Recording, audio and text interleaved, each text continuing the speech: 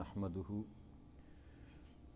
वनुसल्ली वनुसल्लिमु अला सय्यदिना व मौलाना मुहम्मदिन रसूलिहिन नबिय्यिल अमीनिल मकीनिल हनीनिल करीमिर रऊफुर रहीम। अम्मा बअद फ़ऊज़ु बिल्लाहि मिनश शैतानिर रजीम। बिस्मिल्लाहिर रहमानिर रहीम। वाजिबुल एहतराम साथियों, अल्लाह ताला का बेपनाह लुत्फ़ व करम और उसका एहसान अज़ीम है कि जिसकी तौफ़ीक से हम उसके ज़िक्र के लिए उसके घर में जमा हैं। आज हम अल्लाह की तौफ़ीक से सूरह हूद की आयत नंबर 114 से अपने सबक का आगाज़ करेंगे। अल्लाह करीम ने इरशाद फरमाया, व आकिमुस्सलाता तरफ़ाइन नहारी व ज़ुल्फ़म मिनल लैल इन्नल हसनाति युज़हिब्नस सय्यिआत ज़ालिका ज़िक्रा लिज़्ज़ाकिरीन वस्बिर फ़इन्नल्लाह ला युज़िअ अज्रुल मुहसिनीन। और आप दिन के दोनों किनारों में और रात के कुछ हिस्सों में नमाज कायम कीजिए। बेशक नेकियां बुराइयों को मिटा देती हैं और ये नसीहत कबूल करने वालों के लिए नसीहत है। और आप सब्र करें, बेशक अल्लाह नेकोकारों का अजर ज़ाया नहीं फरमाता। इससे पीछे जो हमने गुफ्तगू की थी, अल्लाह करीम ने हुक्म ये दिया था कि आप इस्तिकामत इख्तियार करें। तो उस हुक्म के माअन बार अल्लाह करीम ने नमाज को कायम करने का हुक्म दिया। तो इससे ये बात समझ में आती है कि ईमान लाने के बाद इबादत में जो सबसे अफसल चीज़ है वो नमाज है। और नमाज एक ऐसा रुकन है दीन इस्लाम का कि जिसके लिए मां सिवाय दो शर्तों कोई और कोई शर्त नहीं। एक के बंदा साहिब अकल हो और दूसरा बंदा ज़िंदा हो, इसके सिवा कोई और रुखसत नहीं है। या तो बंदा अक्ल ना हो या बंदा ज़िंदा ना हो। इन दो हालतों के अलावा ये नमाज जो है इसकी माफ़ी है ही नहीं। बाकी इबादत जो है, रमज़ान है, रमज़ान साल के बाद एक महीना आता है और रोज़ों के लिए भी शराइत हैं। हज है उसके लिए भी शराइत हैं, ज़कात है उसके लिए भी शराइत हैं, और वो साल में एक दफ़ा। मगर ये इबादत जो है ये हर दिन में 5 दफ़ा। इस आयत मुबारक में अल्लाह के इरशाद फरमाया कि आप दिन के दोनों तरफों में या दिनों के किनारों में, एक तुलुए शम्स का किनारा और एक गुरूब शम्स का किनारा, तो दो नमाज़ों का यहाँ अल्लाह करीम ने ज़िक्र किया पहले हिस्से में कि आप तरफ़ैन जो हैं दिन की उनमें नमाज़ें अदा किया करें। इसमें ज़्यादा जो अजमा है मुफस्सरीन का और काबरीन का वो नमाज फ़जर और नमाज असर के मतलब कहा जाता है कि ये दो नमाज़ें हैं जिनको बिलखसूस रब्बे करीम ने जिनका तज़किरा किया। और भी कई मुकामात पर हदीस मुबारक में भी रब्बे करीम नबी अकरम सल्लल्लाहु अलैहि वसल्लम ने इन दो नमाज़ों की खसूसियत जो है बयान फरमाई। नमाज़ें तो सारी ही पूरी करनी चाहिए मगर इन दो नमाज़ों की ख़ास अहमियत है। तो उसका अल्लाह ने जिक्र फरमाया कि दिन चढ़ने से पहले, यानी कि दिल के किनारे में जब सूरज निकलने वाला हो तब, और सूरज गुरूब होने से पहले, ये दो नमाज़ें आप कायम कीजिए। और फिर दूसरी बात की, रात के कुछ हिस्सों में भी नमाज कायम करें। इससे जो मुराद ली गई वो 3 नमाज़ें हैं, क्योंकि ज़ुल्फ़ा जो लफ्ज़ है ये जमा का सीगा इस्तेमाल किया गया है और जमा 2 से ज़्यादा होते हैं। तो इससे मुराद ये ली जाती है, इमाम आज़म अबू हनीफ़ा का भी यही कौल है कि इससे मुराद मगरिब की नमाज है, इशा की नमाज है और वितर है। तीसरी नमाज जो है वितर के वाजिब होने की दलील भी इमाम आज़म अबू हनीफ़ा इसी आया करीमा से लेकर आए कि 2 तो नमाज़ें फ़र्ज़ हैं, इशा और मगरिब, मगर इशा के बाद मान जो है या रात के पिछले पैर अगर आप तहज्जुद गुजार हैं तो उसके साथ वितर को मिलाना, वितर जो है वो वाजिब के दर्जे में आते हैं। फ़र्ज़ से निचला जो दर्जा है वो वाजिब का है। تو نماز کا حکم رب کریم نے دیا کہ اس کو جو ہے آپ اپنائیں، اور دوسرا یہ فرمایا کہ بے شک نیکیاں برائیوں کو مٹا دیتی ہیں۔ اب نماز جو آپ پڑھتے ہیں 5 وقت کی نمازوں کے متعلق نبی اکرم صلی اللہ علیہ وسلم کی کئی ایک حدیث مبارکہ ہیں کہ نمازیں جو ہیں وہ انسان کے گناہوں کو معاف کروا دیتی ہیں رب کریم کے حضور۔ انسان جو گناہ کرتا ہے ان کے گناہوں کو جو ہے نمازیں مٹا دیتی ہیں۔ حضرت سلیمان فارسی رضی اللہ تعالیٰ عنہ، حضرت عبداللہ بن مسعود رضی اللہ تعالیٰ عنہ وہ فرماتے ہیں کہ ان نیکیوں سے مراد 5 نمازیں ہیں، اور یہ 5 نمازیں گناہوں کو اس طرح مٹا دیتی ہیں جس طرح پانی میل کو مٹا دیتا ہے اور دھو دیتا ہے۔ یعنی کہ جو بندہ نماز ادا کرتا ہے اس نماز کے سبب سے اللہ کریم اس کے گناہوں کو مٹا دیتا ہے۔ پھر ایک اور حدیث مبارکہ ہے، اس کو حضرت ابو ہریرہ رضی اللہ تعالیٰ عنہ بیان کرتے ہیں کہ میں نے رسول اکرم صلی اللہ علیہ وآلہ وسلم کو یہ فرماتے ہوئے سنا کہ یہ تو بتاؤ کہ اگر تم میں سے کسی شخص کے دروازے پر ایک دریا بہہ رہا ہو اور جس میں ہر روز وہ 5 مرتبہ غسل کرے تو کیا کہتے ہو، کیا اس کے بدن پر کوئی میل باقی رہے گی؟ تو صحابہ نے کہا کہ اس کے بدن پر میل باقی نہیں رہے گی۔ آپ صلی اللہ علیہ وآلہ وسلم نے فرمایا 5 نمازوں کی ایسی ہی مثال ہے، اللہ تعالیٰ ان کی وجہ سے اس کے گناہوں کو مٹا دیتا ہے۔ یعنی کہ جو 5 بندہ نمازیں پڑھتا ہے، یعنی کہ صبح کے طلوع سے لے کر شام کے غروب تک، سونے سے پہلے تک 5 دفعہ جو بندہ نمازیں پڑھتا ہے وہ جو گناہ کرتا ہے اللہ اس کے گناہوں کو مٹا دیتا ہے۔ اسی طرح حضرت عثمان رضی اللہ تعالیٰ عنہ کے غلام تھے حمران، وہ بیان کرتے ہیں کہ انہوں نے حضرت عثمان غنی رضی اللہ تعالیٰ عنہ کو دیکھا کہ انہوں نے ایک پانی کا برتن منگوایا، اس پانی کے برتن میں سے پانی اپنے دونوں ہاتھوں پر اڈیلا، پہلے دائیں ہاتھ پر اڈیلا پھر بائیں ہاتھ پر اڈیلا، پھر کلی کی، پھر ناک میں پانی ڈالا، پھر 3 مرتبہ اپنے چہرے کو دھویا، پھر 3 مرتبہ اپنی کوہنیوں تک ہاتھوں کو دھویا، پھر اپنے سر کا مسح کیا، پھر 3 مرتبہ اپنے پیروں کو ٹخنوں سمیت دھویا۔ پھر کہا کہ رسول اکرم صلی اللہ علیہ وسلم نے فرمایا جس نے میرے اس وضو کی مثل وضو کیا اور پھر اس نے 2 رکعت نماز پڑھی کہ اس نماز میں وہ اپنے آپ سے باتیں نہ کرے، یعنی کہ دنیا کے معاملات و نماز میں جمع نہ کرے۔ آج خود خیال آ جانا کو معنی نہیں رکھتا نماز میں کہ بندہ نماز میں کھڑا ہے تو ذہن میں کوئی خیال آ جانا، اس سے نماز باطل نہیں ہوتی۔ آج خود سے مراد ہے کہ جان بوجھ کر توجہ کرنا کسی اور کام کی طرف نماز کو چھوڑ کر، یہ منع۔ فرمایا تو اس کے پچھلے تمام گناہوں کو اللہ کریم معاف کر دے گا۔ اسی طرح حضرت ابو عثمان بیان کرتے ہیں، حضرت سلمان فارسی رضی اللہ عنہ کے کہتے ہیں ایک درخت کے نیچے کھڑے تھے اور وہ ایک شاخ کو پکڑ کر زور زور سے ہلا رہے تھے اور اس کے پتے جڑنے لگ گئے، تو میں نے پوچھا کہ آپ یہ کیوں کر رہے ہیں؟ انہوں نے کہا کہ جب مسلمان وضو کرتا ہے اور پھر اچھی طرح وضو کرنے کے بعد وہ 5 نمازیں پڑھتا ہے تو اس کے گناہ اس طرح جڑتے جاتے ہیں جس طرح یہ پتے جڑ رہے ہیں۔ اور پھر انہوں نے یہی آیا مبارکہ جو تھی وہ تلاوت کی۔ تو نماز جو ہے انسان کے گناہوں کو مٹا دیتی ہے۔ اسی طرح یہ تو فرض نماز کی بات کی جا رہی ہے نا، اس کے ساتھ نبی اکرم صلی اللہ علیہ وسلم نے 5 نمازوں کے علاوہ بھی جو دیگر ہم نمازیں پڑھتے ہیں ان کی فضیلت بھی بیان کی۔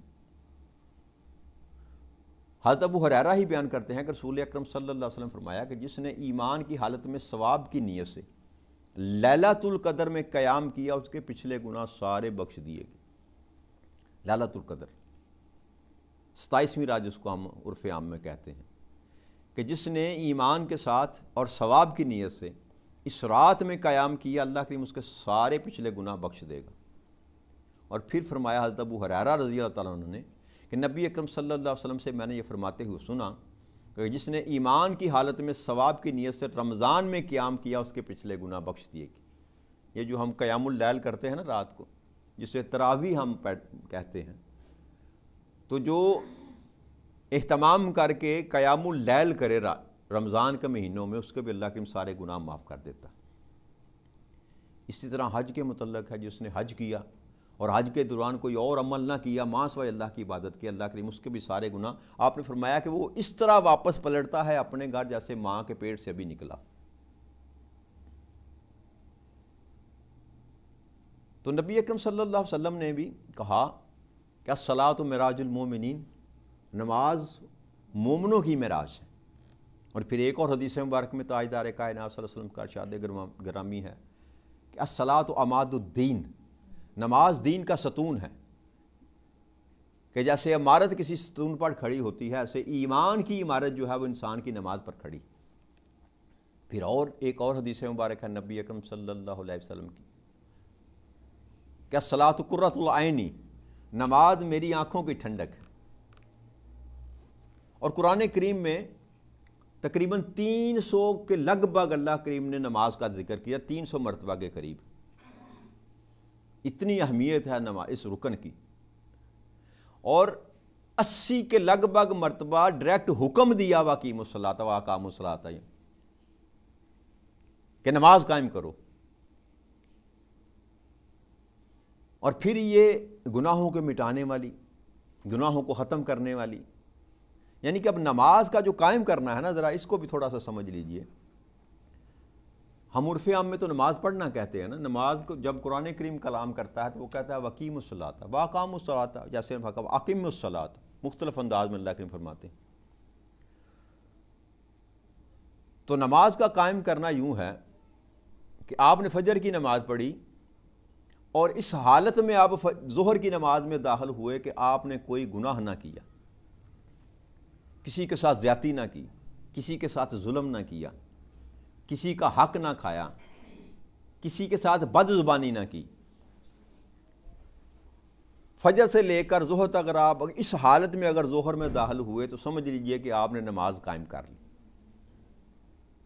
اور اسی طرح ظہر سے عصر تک، عصر سے مغرب تک، اور مغرب سے عشاء تک اگر یہ حالت انسان کو میسر آ جائے کہ اس کے ہاتھوں سے کسی کو نقصان نہ پہنچے، کسی کو تکلیف نہ پہنچے، تو پھر اس کا معنی یہ ہے کہ انسان نے نماز قائم کر لی۔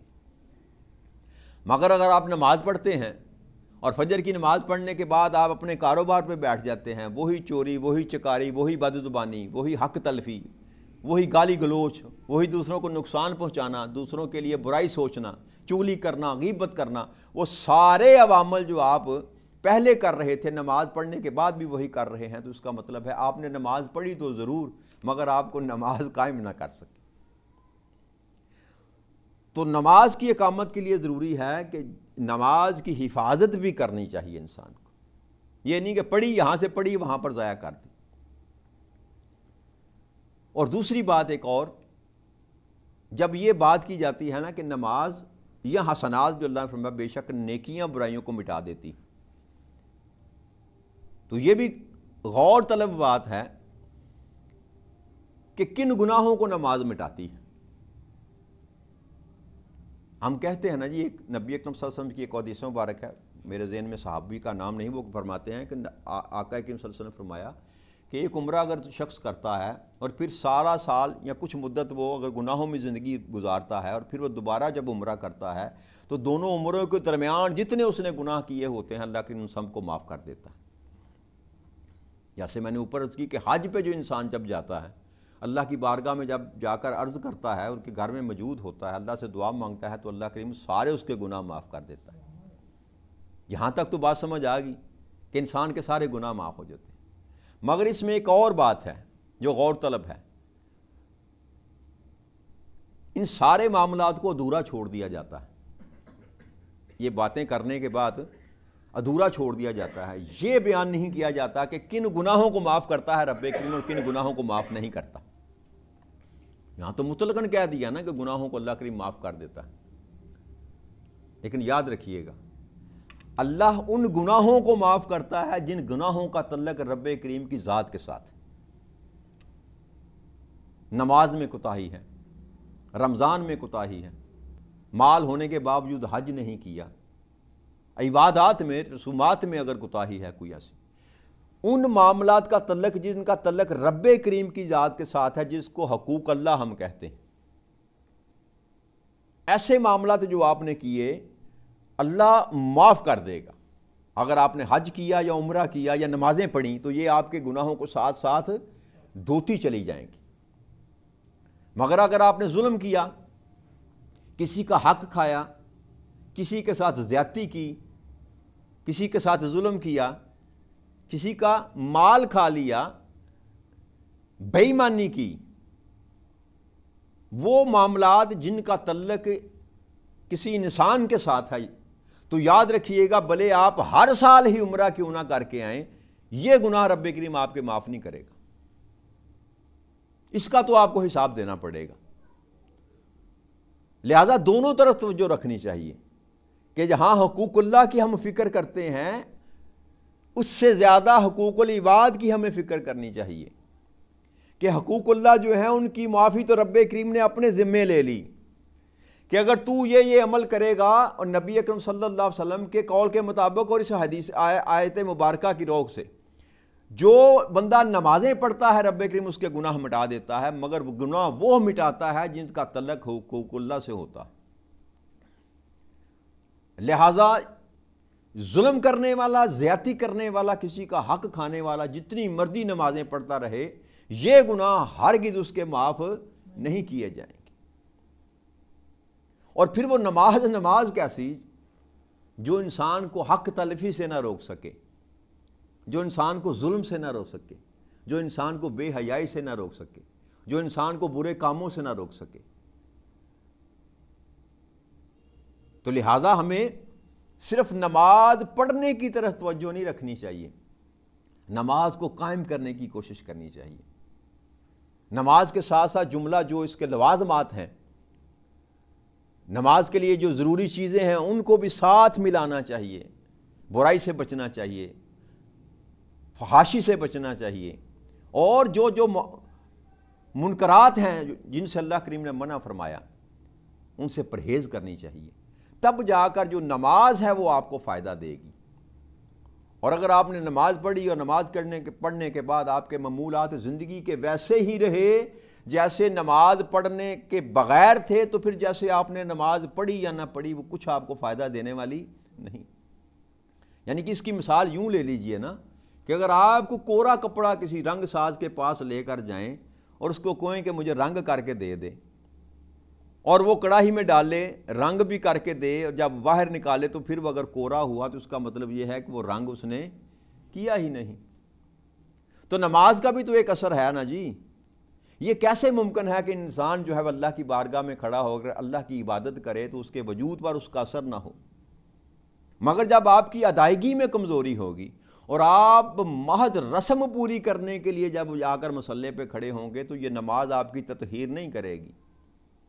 اگر آپ اللہ کی رضا کے لیے، اللہ کو راضی کرنے کے لیے اور اللہ کے حکم کی بجا آوری کے لیے، فقط اللہ کے لیے اگر آپ نماز میں آ کر کھڑے ہوں گے تو یہی نماز جو ہے آپ کی تطہیر کرے گی۔ آپ کے جہاں تن کو اجلا کرے گی وہاں آپ کے من کو بھی صاف کرے گی۔ تو لہٰذا جتنا فوکس ہم اپنے باہر کو سنوارنے کے لیے کرتے ہیں نا، اس سے زیادہ جو ضرورت ہے وہ اپنے اندر کو سنوارنے کی کوشش کرنی چاہیے۔ تب جا کر جو عبادات ہیں نا، ان کا جو فائدہ انسان کو تب ملتا ہے۔ ساری رات آپ جاگتے رہے، 27ویں کی رات بھی ہے نا، ہمارے تو رواج ہی ایسا ہے نا کچھ اللہ ماشاءاللہ کہ سارا سال کو نمازیں نہیں ادا کرتے ہم، مگر لیلۃ التوبہ یا لیلۃ القدر جب آتی ہے تو بڑے شوق اور خضوع کے ساتھ تیار ہو کر مسجد میں آ جاتے ہیں، ساری رات مسجد میں بیٹھے رہتے ہیں، مگر پورا سال کبھی نماز کی طرف منہ اٹھا کر بھی نہیں دیکھا۔ تو ایسی لیلۃ القدر جو ہے وہ انسان کو کچھ فائدہ دینے والی نہیں ہے۔ آپ فرائض کے تو تارک ہیں اور نوافل کی طرف آپ نے توجہ کی ہوئی ہے، پہلے فرض پورے کرنا ہے۔ اگر آپ 5 وقت کی نماز ادا نہیں کرتے تو اس کے بعد نفلی عبادتیں جو ہیں وہ آپ کے کسی کام کے نہیں، پہلے فرائض کو پورا کرنا ہے۔ لہٰذا ہمیں کوشش کرنی چاہیے کہ یہ نماز جو ہے نا 5 وقت کی، اس کو کبھی بھی نہ چھوڑیں، ہر حال میں کوشش کریں کہ اپنی نمازوں کو پورا کریں۔ اگر کوئی رہ جاتی ہے تو بستر پر سونے سے پہلے اپنی نمازوں کی تعداد پوری کرنے کے بعد بستر میں جایا کریں۔ اپنے معاملات کو درست رکھیں گے تو یہ نماز جو ہے یہ دنیا میں بھی آپ کو فائدہ دے گی اور آخرت میں بھی آپ کے لیے شفاعت کا باعث بنے گی۔ آج کی بات یہیں ختم کرتے ہیں، اللہ نے چاہا تو اس سے آگے کل مضمون بیان کریں گے۔ وما علینا الا البلاغ المبین۔ والسلام علیکم ورحمۃ اللہ۔